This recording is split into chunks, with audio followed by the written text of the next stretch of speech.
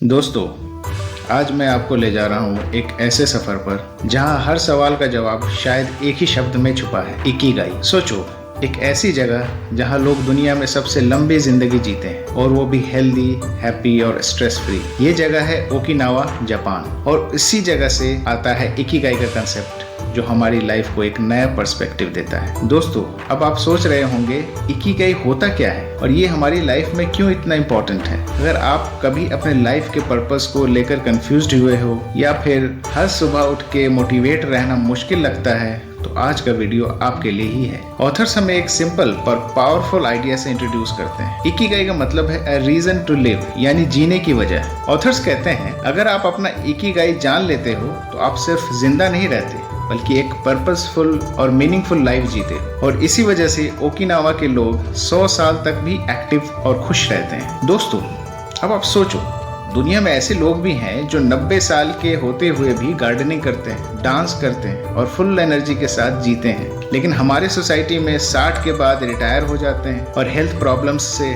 परेशान रहते हैं और कोई एक्टिविटी नहीं कर पाते। ऐसा क्यों? आंसर छुपा है लाइफस्टाइल और माइंडसेट में। ओकिनावा के लोग हमें एक सीक्रेट बताते हैं। उनके लाइफ में रिटायरमेंट जैसा कोई वर्ड ही नहीं है, क्योंकि वो अपना काम एंजॉय करते हैं और अपना इकिगाई फॉलो करते हैं। उनके लिए लाइफ एक खूबसूरत सफर है जिसमें वो हर दिन एक्टिव रहते हैं और एंजॉय करते हैं, चाहे एज कुछ भी हो। ऑथर्स लिखते हैं, आपकी बॉडी और माइंड उतना ही यंग रहते हैं जितना आप उन्हें एक्टिव रखते हैं। अगर आप हर दिन कुछ नया सीखो, फिजिकल एक्टिविटी करो और अपने दोस्तों फैमिली के साथ जुड़े रहो, तो आपकी जिंदगी नेचुरली लंबी और हेल्दी हो जाती है। जैसे हम लोग अक्सर कहते हैं, अब तो उम्र हो गई, अब क्या सीखना। लेकिन ओकिनावा के एल्डर्स 80 साल के बाद भी न्यू हॉबीज अडॉप्ट करते हैं। कोई डांस करता है, कोई आर्ट बनाता है, कोई गार्डनिंग करता है। इसी वजह से वो फिजिकली और मेंटली दोनों स्ट्रांग रहते हैं। दोस्तों, नेवर स्टॉप बीइंग एक्टिव। जिंदगी सिर्फ काम करके पैसा कमाने के बारे में नहीं है, बल्कि अपने माइंड और बॉडी को एंगेज रखने के बारे में। जब तक आपके पास कुछ ऐसा है जो आपको हर सुबह उठने की वजह देता है, तब तक आप कभी बूढ़े महसूस नहीं करोगे। ओकिनावा के लोग एक सिंपल ईटिंग हैबिट फॉलो करते हैं, हारा हाची बू, मतलब अपना पेट 80% तक भरना। इससे ओवर ईटिंग नहीं होती, डाइजेशन स्ट्रांग रहता है और बॉडी हमेशा लाइट फील करती है। यानी अपना प्लेट कंट्रोल करो, अपनी लाइफ कंट्रोल करो। दोस्तों, लाइफ में सफरिंग अवॉइड नहीं की जा सकती, लेकिन अगर आपके पास एक रीजन है तो हर सफरिंग को बियर कर सकते हो। इकिगाई हमें यही सिखाती है कि हमें अपना व्हाई ढूंढना चाहिए, बाकी हाउ अपने आप मिल जाएगा। दोस्तों, कभी आपने ऐसा फील किया है कि आप अपने काम में इतने गुम हो गए कि टाइम का पता ही नहीं चला? जैसे एक आर्टिस्ट पेंटिंग करते हुए, एक म्यूजिशियन म्यूजिक कंपोज करते हुए या एक राइटर लिखते हुए बस पूरी तरह इन्वॉल्व हो जाता है। इस स्टेट को कहते हैं फ्लो।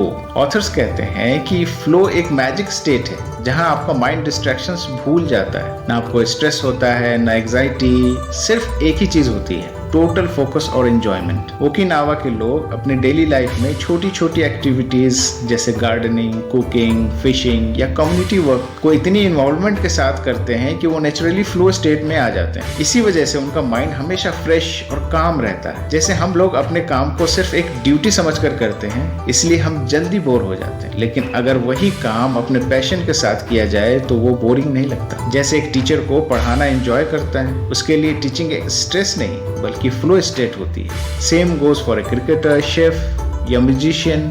स्ट्रेस से बचना है तो अपनी लाइफ में फ्लो ढूंढो, क्योंकि जब आप अपना ध्यान सिर्फ एक मीनिंगफुल एक्टिविटी में लगाते हो तो बाकी सारे डिस्ट्रैक्शंस अपने आप खत्म हो जाते हैं। चाहे काम बड़ा हो या छोटा, उसे इतनी इन्वॉल्वमेंट के साथ करो कि तुम्हें फ्लो फील हो। जब तक आप अपने डेली एक्टिविटीज में फ्लो क्रिएट नहीं करते, तब तक स्ट्रेस और एंजाइटी आपकी लाइफ का हिस्सा बने रहेंगे।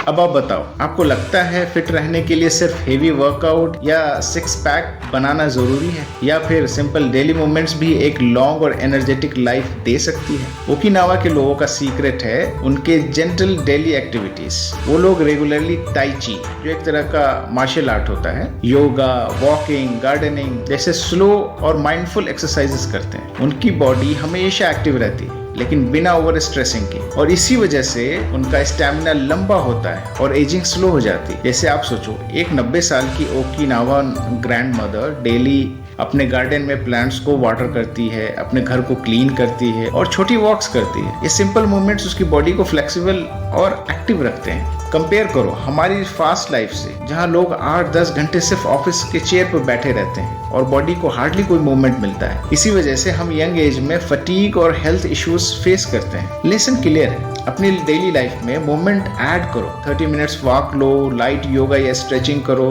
गार्डनिंग या घर का छोटा काम खुद करो। आपको बॉडी बिल्डिंग करने की जरूरत नहीं, बस अपनी बॉडी को एक्टिव रखने की इकिगाई लाइफस्टाइल का सीक्रेट है। एक हेल्दी और लंबी लाइफ के लिए एक्सट्रीम वर्कआउट नहीं बल्कि जेंटल कंसिस्टेंसी जरूरी है। स्मॉल नेचुरल मूवमेंट्स आपको फिजिकली ही नहीं मेंटली भी स्ट्रांग बनाते हैं। दोस्तों, जब आप अकेला महसूस करते हो तो आपकी हेल्थ पे भी इफेक्ट होता है ना। स्ट्रेस बढ़ता है, एनर्जी कम होती है। लेकिन जब आप अपने फैमिली, फ्रेंड्स या एक सपोर्टिव ग्रुप के साथ होते हो तो लाइफ कितनी लाइट और खुशगवार लगती है। सही कहा ना।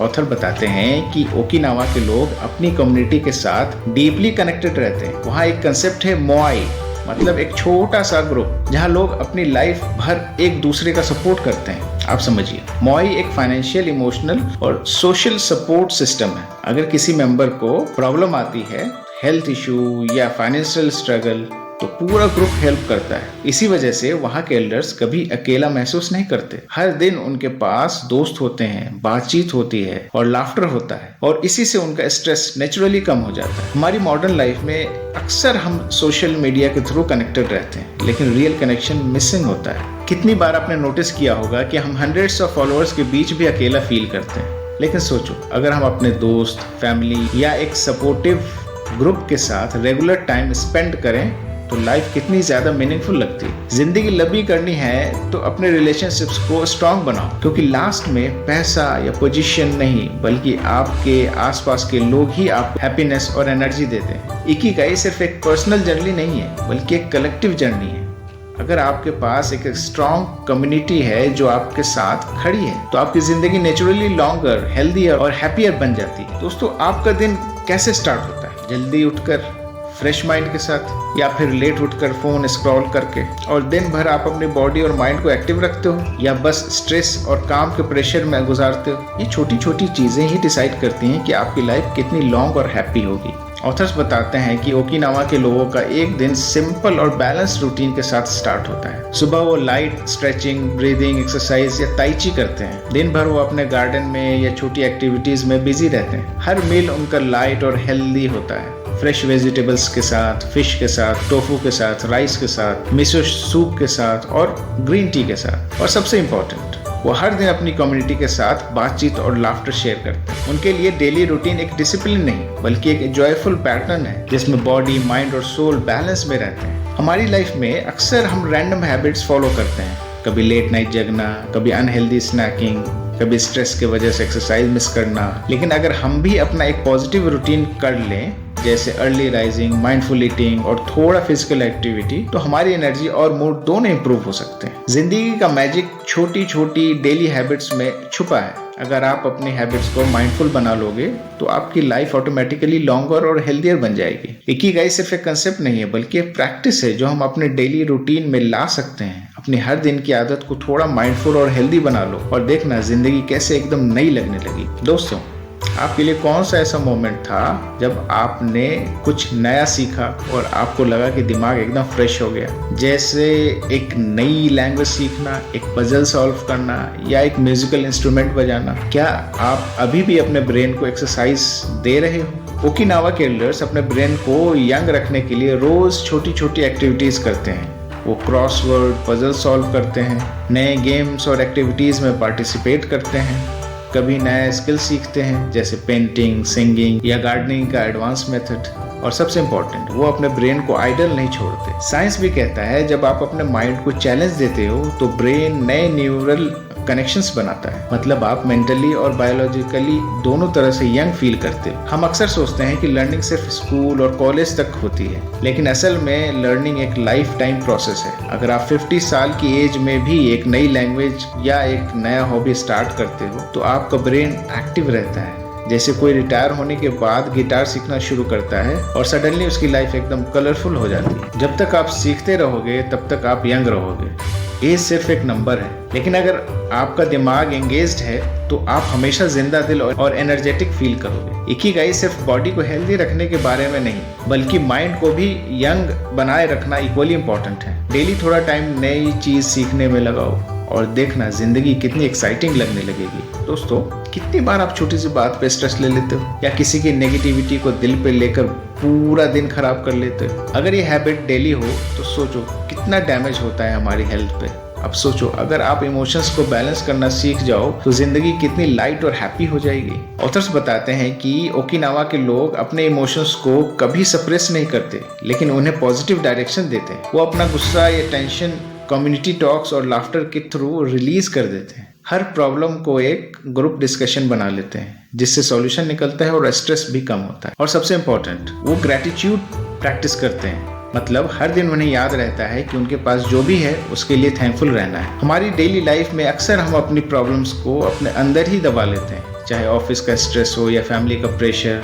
इसका रिजल्ट क्या होता है? Anxiety, depression, health issues. लेकिन सोचो, अगर हम भी अपने क्लोज दोस्त या फैमिली के साथ अपने इमोशंस ओपनली शेयर करें तो बर्डन आधा हो जाता है। जिंदगी में टेंशन लेना नॉर्मल है, लेकिन उसे कैरी करना डेंजरस है। अगर आप अपने रिलेशनशिप्स स्ट्रांग रखो, ग्रैटिट्यूड प्रैक्टिस करो और इमोशंस को रिलीज करना सीखो, तो आपकी जिंदगी ऑटोमेटिकली स्ट्रेस फ्री और हेल्दी बन जाती है। इकिगाई सिर्फ अपना पर्सनल पर्पस ढूंढने का नाम नहीं है, बल्कि अपने इमोशंस और रिलेशनशिप्स को बैलेंस करने का भी आर्ट है, क्योंकि healthy emotions is equal to healthy body plus healthy mind. दोस्तों, हम सब एक परफेक्ट लाइफ के पीछे भागते रहते हैं। Perfect body, perfect job, perfect salary, perfect relationships.